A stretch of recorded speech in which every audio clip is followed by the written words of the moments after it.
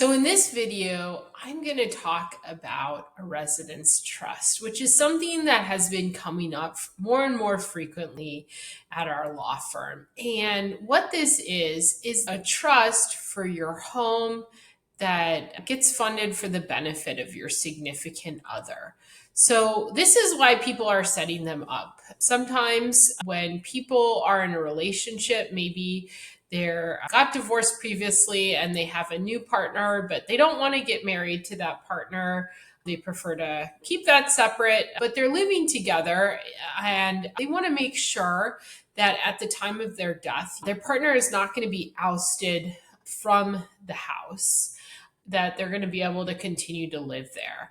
So when we put together a residence trust, there are a couple of different questions I ask folks on how they want this trust structured. The first thing I ask is, do you want to be broad or narrow when we're talking about the house that's going to go into this trust? So if we're going to draft a narrow trust, we're going to say the house I'm living in today is going to go into that trust. And if for some reason I move in the future and don't own this parcel, then my partner is not going to get anything.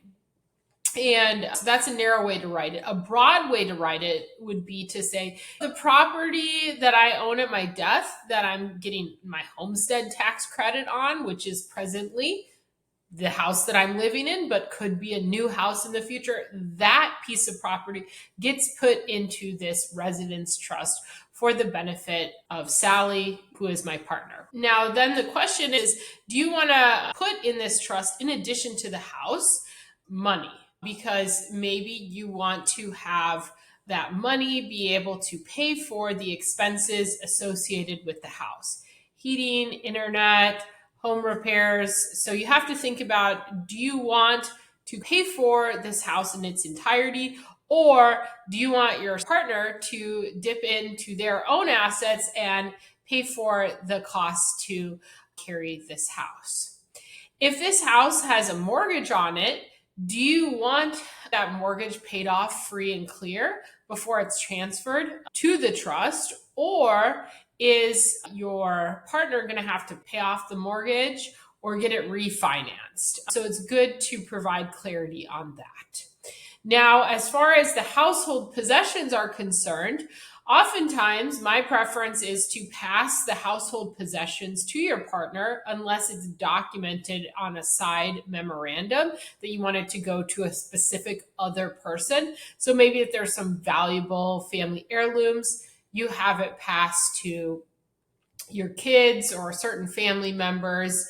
When it comes to the furniture, the silverware, the dishes, that just all stays in with the house. Sometimes it's murky once people have been living together for a long period of time to determine my household possession and what's their household possession. So I think it can cut down on fighting if by default, the household contents pass to that partner, but that if you want to accept things from that default, that you want a certain family heirloom to go to a certain person, you can write that on a separate memorandum. Another thing to think about is, how long is this trust going to last? And where is it going to pass once the trust is done? Okay, so how long is this trust going to last? Now, is this trust going to be intact for my partner's total lifetime? If they want to live in this house for a while and then they want to sell it and buy another house, is that okay?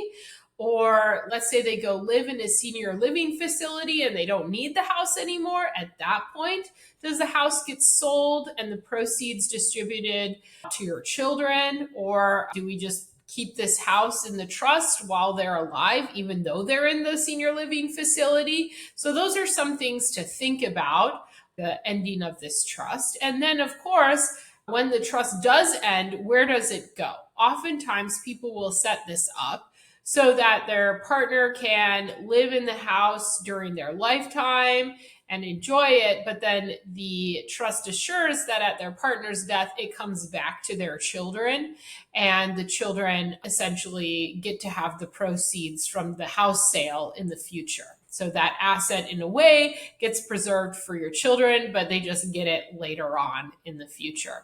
But you can draft this trust more broadly to say that your partner can elect through their own will or trust to give it to whoever they want, or between and amongst your descendants, or a charity. Or you can make it broad or as narrow as you want. So you can give them no ability to alter how it passes after the trust terminates, or you can give them the ability to alter it. Now, a really common question I get with these residence trusts is, what if we break up? Can I just get rid of this trust then?